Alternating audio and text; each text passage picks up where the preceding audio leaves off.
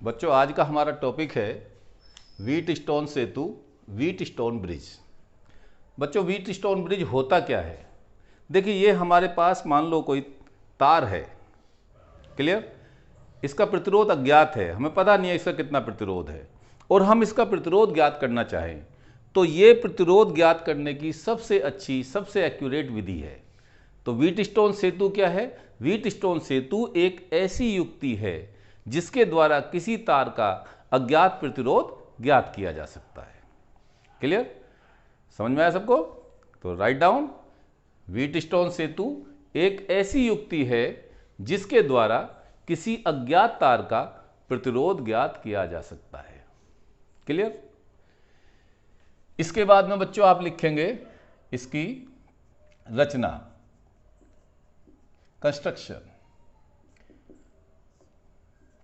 तो देखिए, मैं आपको इसकी कंस्ट्रक्शन वो बताता हूं जो हम लैब में आपको दिखाएंगे, इसकी कंस्ट्रक्शन करके वो बता देता हूं। देखिए, हम बच्चों आपको 3 रेजिस्टेंस बॉक्स देंगे, एक गैल्वेनोमीटर देंगे, धारा मापी देंगे, एक बैटरी देंगे और एक कुंजी देंगे, और एक आपको तार देंगे जिसका हमें प्रतिरोध ज्ञात करना होगा। तो बच्चों आप क्या करेंगे कि आप 3 प्रतिरोधों को, जो 3 प्रतिरोध हमने आपको दिए, प्रतिरोध बॉक्स, उनको एक को P कह देंगे, एक को Q कह देंगे, एक को R कह देंगे। तीनों को इस तरह से समांतर चतुर्भुज की भुजा के अनुदिश जोड़ेंगे। ये 2 P और R यहां जोड़ दिए, इससे ये Q जोड़ दिया, और A बिंदु से हमने एक बैटरी जोड़ दी, और बैटरी का दूसरा सिरा एक कुंजी से जोड़ा, और कुंजी को हमने जोड़ दिया बिंदु C से, और इस प्रतिरोध Q के दूसरे सिरे से। ठीक है बच्चों? R के दूसरे सिरे से हमने उस तार को जोड़ा जिसका हमें प्रतिरोध ज्ञात करना है। मतलब फिर से आप एक बार मैं समझा देता हूं कि प्रतिरोध PQ के एक सिरे को हमने किससे जोड़ा? प्रतिरोध R के दूसरे सिरे से, और प्रतिरोध बॉक्स R के दूसरे सिरे को हमने जोड़ा किससे? धारामापी से, और इससे ही हमने कनेक्ट किया किससे? किसको? प्रतिरोध तार को, चालक तार को, जिसका हमें प्रतिरोध ज्ञात करना है। और बच्चों, प्रतिरोध बॉक्स Q को हमने जोड़ा B से और C से, और उसके एक सिरों को हमने जोड़ दिया धारामापी से। अब मैं आपको कंसेप्चुअली बताता हूं कि यदि 4 प्रतिरोध हो, यदि 4 प्रतिरोधों को, 4 प्रतिरोध P, Q, R, S को किसी समांतर चतुर्भुज की संलग्न भुजाओं के अनुदिश जोड़ा जाए, तथा एक विकर्ण से धारामापी और दूसरे विकर्ण से एक बैटरी को जोड़ा जाए, तो यह समायोजन ही व्हीट स्टोन सेतु कहलाता है। क्लियर? तो आप लिख लीजिए कि व्हीट स्टोन सेतु में 3 प्रतिरोध बॉक्स या 3 ज्ञात प्रतिरोध P, Q, R समांतर चतुर्भुज की 3 भुजाओं के अनुदिश जुड़े होते हैं, और चौथी भुजा से उस चालक तार को जोड़ा जाता है जिसका प्रतिरोध ज्ञात करना होता है। समांतर चतुर्भुज के एक विकर्ण से धारामापी तथा दूसरे विकर्ण से एक बैटरी को जोड़ा जाता है। देख लिया? चलिए, क्लियर? अब देखते हैं बच्चों इसकी संतुलन स्थिति या सिद्धांत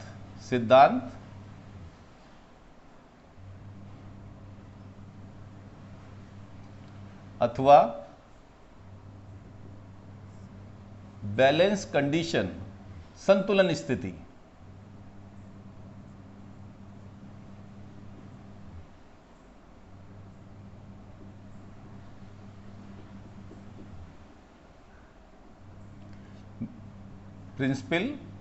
प्रिंसिपल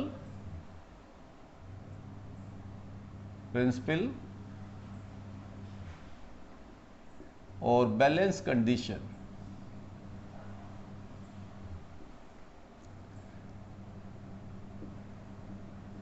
अब देखिए बच्चों, इसे ध्यान से समझेंगे।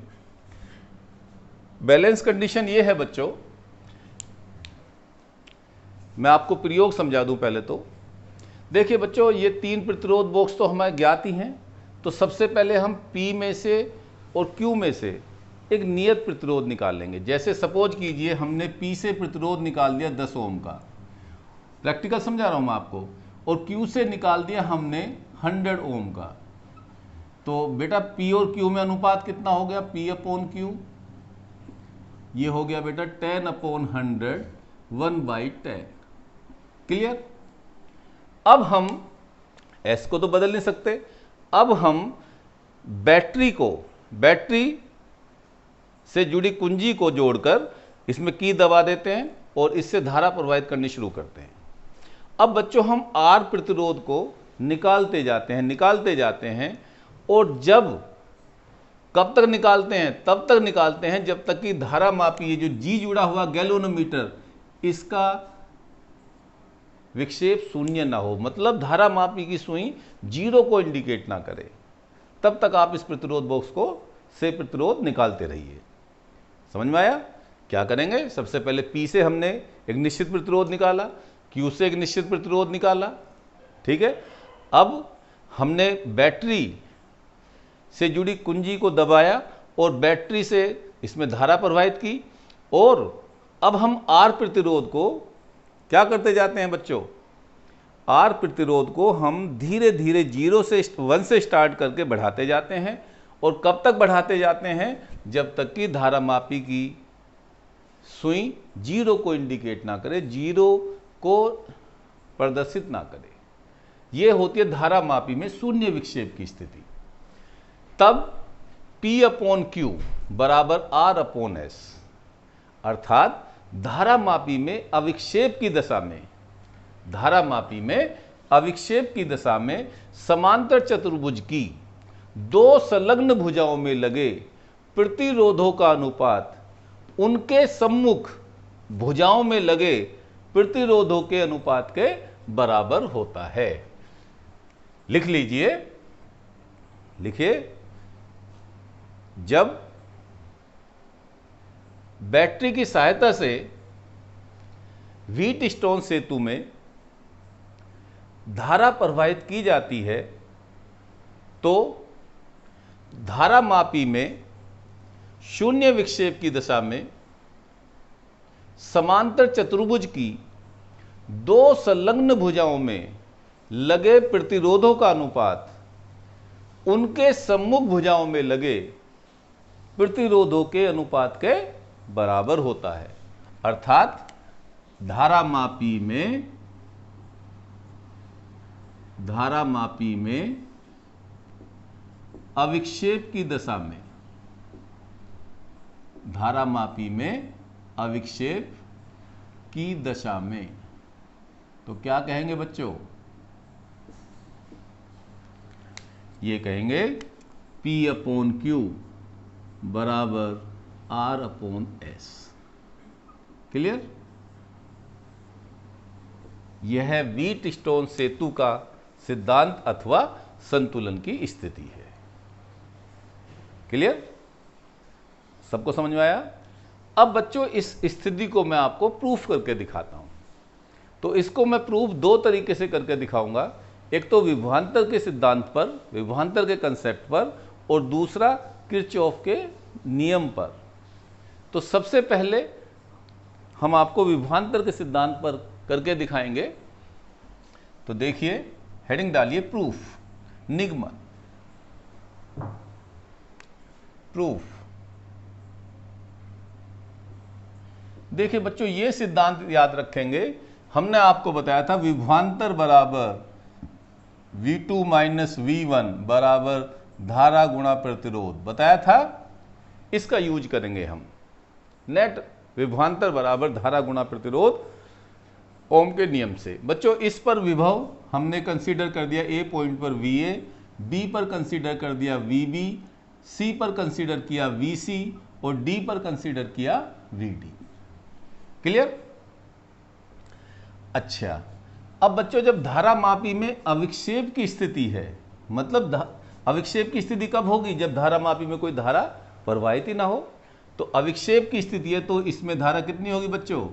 0, IG इक्वल टू 0। तो आप ये लिखेंगे सबसे पहले धारामापी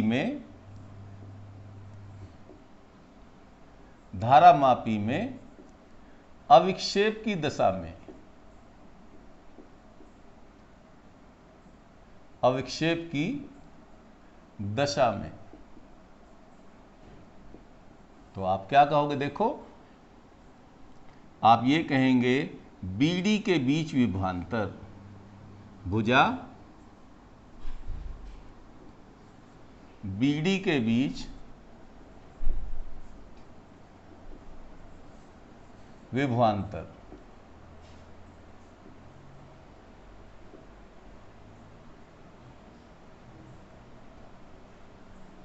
तो बच्चों ये हो गया, देखो बी डी पहले, डी बाद में आया तो वी डी पहले आएगा माइनस वी बी। अब बच्चों धारा इसमें है ही नहीं, प्रतिरोध तो धारा मापी का चलो हम जी भी मान लें, तो इसलिए क्या हो गई है 0, या वी डी बराबर वी बी, समीकरण नंबर 1। क्लियर?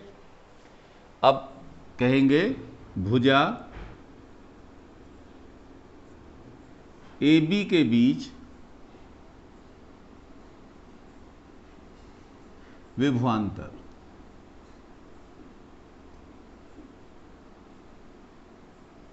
तो ये कितना हुआ बताओ? बी पर बाद में गए तो बी का विभव, ए से गए तो वी ए बराबर धारा इसमें हमने कितनी दिखाई हुई है बच्चों? I1। तो I1 इंटू पी, प्रतिरोध कितना है ये? P।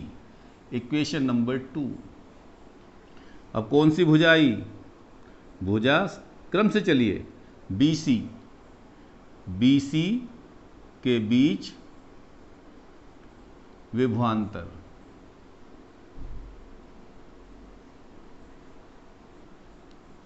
तो कितनी आई बच्चों बताओ?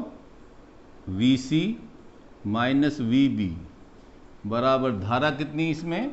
I1, क्योंकि इसमें तो धारा गई नहीं, जितनी धारा इसमें गई इतनी इसमें गई। I1 into Q. देखिए यहाँ से धारा I चली, I1 इधर गई, I2 इधर गई, बट गई धारा, क्योंकि समांतर क्रम में है। और I1 चूंकि इसमें धारा गई नहीं, धारा इसमें 0 है, शून्य विक्षेप की स्थिति है, तो I1 इस AB में है, तो I1 ही किस में है बच्चों? BC में। ऐसे ही I2 AD में है, तो DC में भी धारा I2, और ये दोनों धाराएं मिलकर फिर से कितनी होगी? धारा I, और हमारा सर्किट क्या हुआ बच्चों? कंप्लीट हुआ, बैलेंस हुआ। क्लियर हो गई इक्वेशन नंबर 3। अब किसकी बात करेंगे हम? भुजा, देखिए A से D पर आइए, AD के बीच विभवांतर।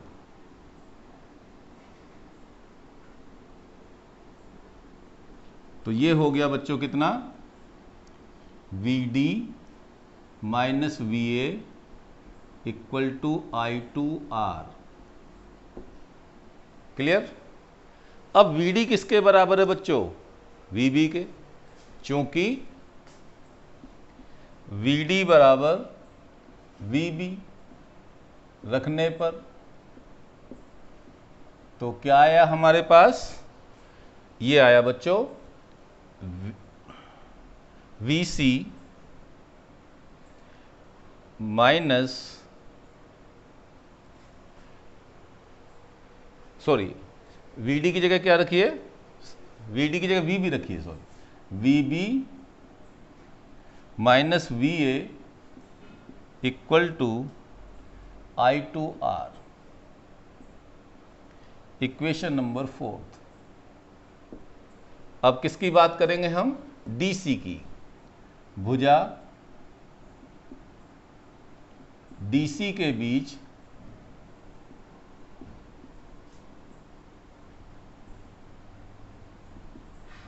विभवांतर।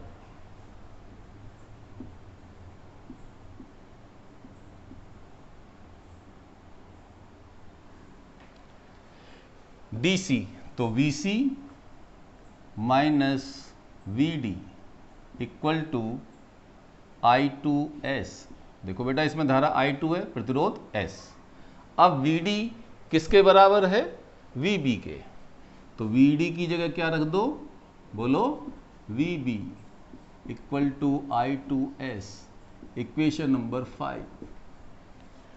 अब जरा ध्यान से देखिए इस इक्वेशन को, VB minus VA, left hand side देखिए सेकंड का, और फोर्थ का लेफ्ट हैंड साइड देखिए VB माइनस VA, दोनों बराबर हैं।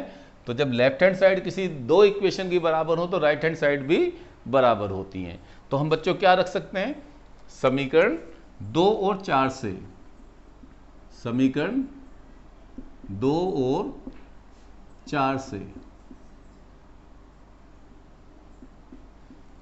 तो क्या आया हमारे पास, देखिए राइट हैंड साइड इक्वल रखिए, I1P equal to I2R, equation number 6।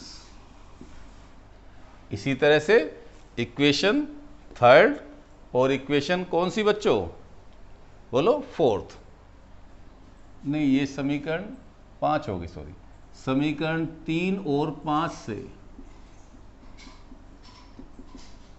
समीकरण 3 और 5 से क्या आया, देखो इधर राइट हैंड साइड में I1Q है, देखो VC माइनस VB I1Q है, और उधर VC माइनस VB I2S है। तो आप ये रख देंगे I1Q बराबर I2S, ये समीकरण नंबर 7। अब वो डिवाइड कर दीजिए आप, समीकरण 6 डिवाइडेड बाय 7। तो जब बच्चों आप डिवाइड करेंगे तो आप I1 से, चलो मैं लिख देता हूँ आपको अच्छा लगेगा, I1P upon I1Q equal to I2R upon I2S।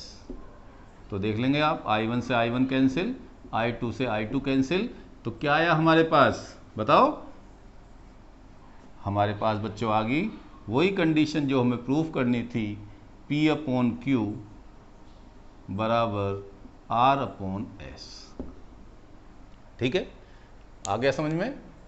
अब बच्चों यदि आपसे ये प्रश्न पूछा जाए किस तरह से कि व्हीट स्टोन सेतु से क्या तात्पर्य है, व्हीट स्टोन सेतु के संतुलन स्थिति का निगमन कीजिए। तो तब आप इस तरह से जो मैंने आपको लिखाया है सारा वो लिख दीजिए और ये प्रूफ कर दीजिए, या व्हीट स्टोन सेतु का सिद्धांत लिखिए तथा व्हीट स्टोन सेतु के संतुलन स्थिति की उत्पत्ति कीजिए, तो भी यही प्रश्न का उत्तर है, आप इस तरह से कर दीजिए। लेकिन प्रॉब्लम दूसरी तरह से आती है, जब ये क्वेश्चन इस तरह से पूछा जाता है, आप नोट करिए उस क्वेश्चन को, जो कि बहुत ज़्यादा इंपॉर्टेंट है, बहुत बार आपके यहाँ पूछा गया है, हमारे साथियों ने आपसे बोर्ड क्लासेज में पूछा है। आप देखेंगे शायद मेरे ख्याल से ये लगभग हर तीसरे वर्ष ये क्वेश्चन आता है। इस क्वेश्चन को मैं लिख देता हूं और इसे आपको मैं प्रूफ करके दिखाता हूं। क्वेश्चन लिखिए, व्हीट स्टोन सेतु का, व्हीट स्टोन सेतु का सिद्धांत लिखिए।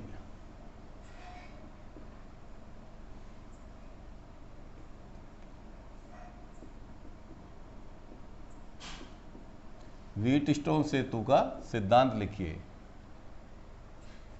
तथा किरचॉफ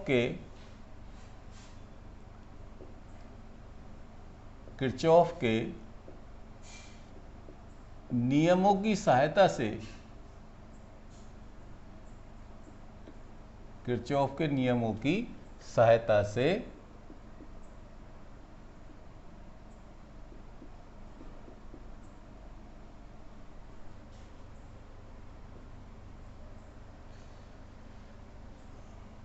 व्हीट स्टोन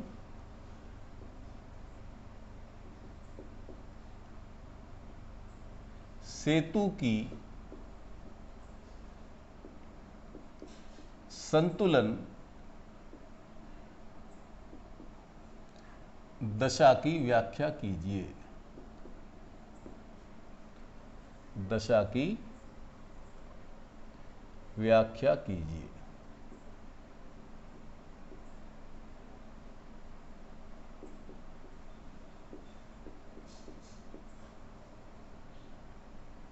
ठीक है, अथवा इस तरह से भी पूछा जाता है। चलो लिख ही लीजिए, मैं आपको इंडिकेट करके बता भी दूंगा जब मैं आपको बोर्ड में आए हुए क्वेश्चन कराऊंगा कि किरचॉफ के दिष्ट धारा संबंधी नियम लिखिए तथा किरचॉफ के नियम की सहायता से व्हीट स्टोन सेतु नियम की व्याख्या कीजिए, उत्पत्ति कीजिए। एक ही बात है। ठीक है बच्चों, अब देखिए आप सॉल्यूशन इसका कैसे देंगे। सबसे पहले लिखेंगे आप व्हीट स्टोन सेतु का सिद्धांत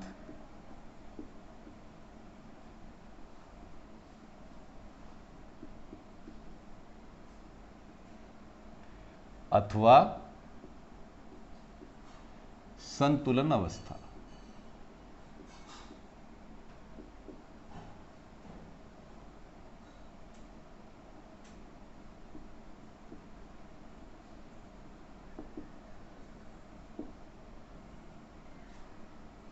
ठीक है,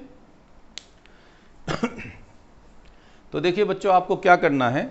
सबसे पहले तो फिगर ही बनानी पड़ेगी आपको। फिर से व्हीट स्टोन सेतु का आप फिगर बनाएंगे। ये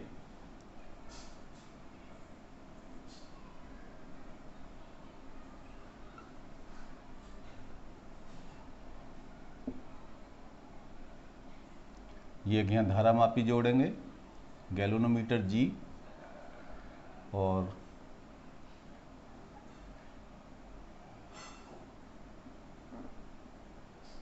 इससे आप एक अननोन रेजिस्टेंस को जोड़ेंगे एस को ऐसे, और इससे एक रेजिस्टेंस आर। ठीक है, ये पी, ये क्यू, ये आर और ये अननोन रेजिस्टेंस एस।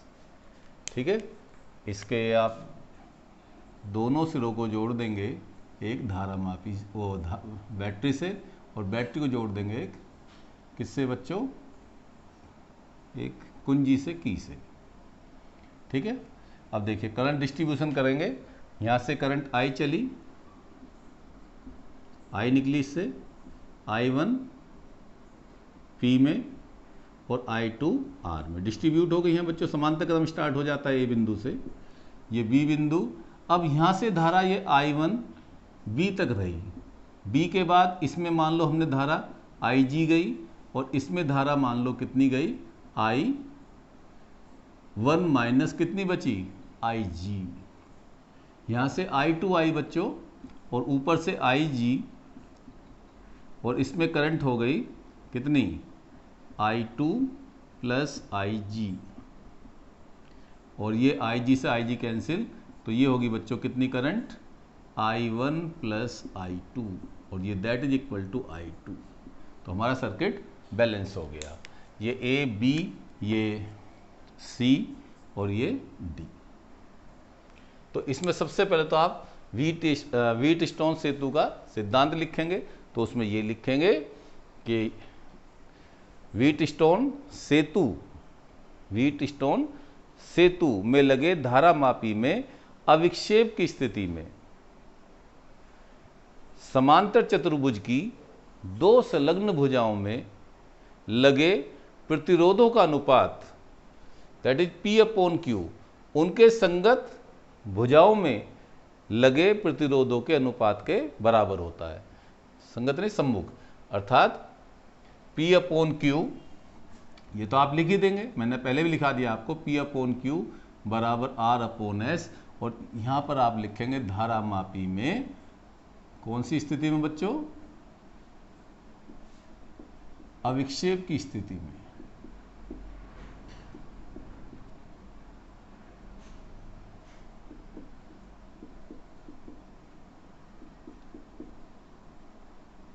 ठीक है। अब देखिए निगमन। अब बच्चों हमारे पास एक कंडीशन है कि हमें जो इसका निगमन करना है, वो प्रूफ करना है, वो किरचॉफ के नियम से प्रूफ करना है। ठीक है। तो बच्चों ठीक है, इसको हम लूप 1 मान देते हैं और इसको लूप 2 मान देते हैं। ठीक है। और एक बात और याद रखेंगे, मैंने आपको बताई थी कि लूप में जो करंट क्लॉकवाइज डायरेक्शन में होती हैं वो नेगेटिव और एंटी क्लॉकवाइज डायरेक्शन में पॉजिटिव। तो देखिए चित्रानुसार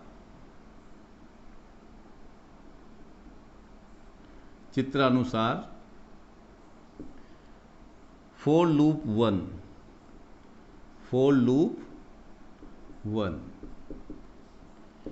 1 के लिए देखिए बच्चों, जब आप इस लूप को देखेंगे तो इसे नहीं देखेंगे, इसको आप ढक लेंगे, ऐसे ढक लिया हमने। ये इसमें फ्लो करेगी तो कैसी फ्लो करेगी? क्लॉकवाइज। ये फ्लो करेगी तो बच्चों कैसी? क्लॉकवाइज। और ये फ्लो करेगी तो एंटी क्लॉकवाइज। तो I2 positive, I1 negative and IG negative. तो चलिए, तो हम ये कहेंगे I2R धारा गुणा प्रतिरोध minus I1P minus IG into G. धारा मापी का प्रतिरोध हमने G कंसीडर कर लिया।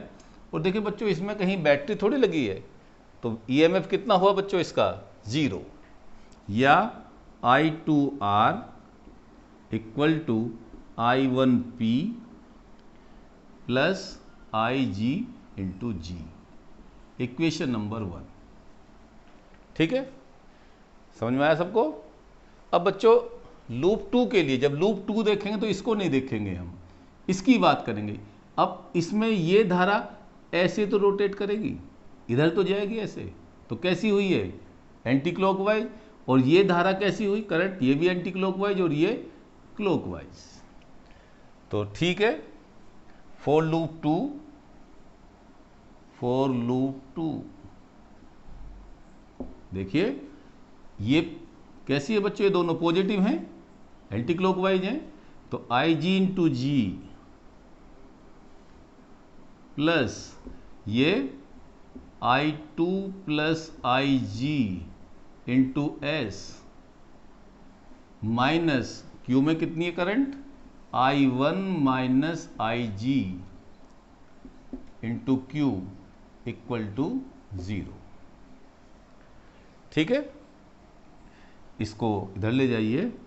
तो IG into G plus I2 plus IG into S equal to I1 minus IG into Q. ठीक है, इतना सबको समझ में आ रहा है? अब बच्चों हम ये कहेंगे धारा मापी में अविक्षेप की दशा में, जब धारा मापी में अविक्षेप की दशा होगी, नल पोजीशन होगी, शून्य विक्षेप की स्थिति होगी, तो IG अपने आप ही 0 है। IG 0 है जब भी तो इसमें शून्य विक्षेप की स्थिति होगी। तो धारा मापी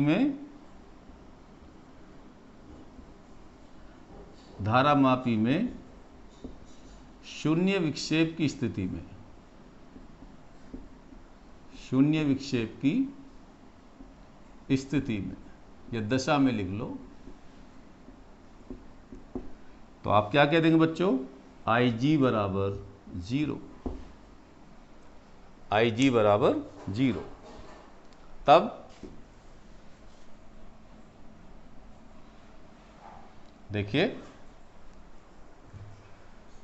समीकरण 1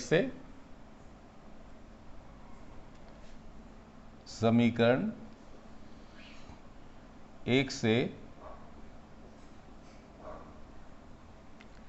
I2R बराबर I1P प्लस IG 0 हो तो साथ ही क्या हो गया बच्चों? 0। तो ये इक्वेशन आ गई I2R equal to I1P। Equation number बच्चों, इसको हम सेकंड बोल देंगे, तो ये कौन सी हो गई? थर्ड। ठीक है, समीकरण 2 से, सेकंड से।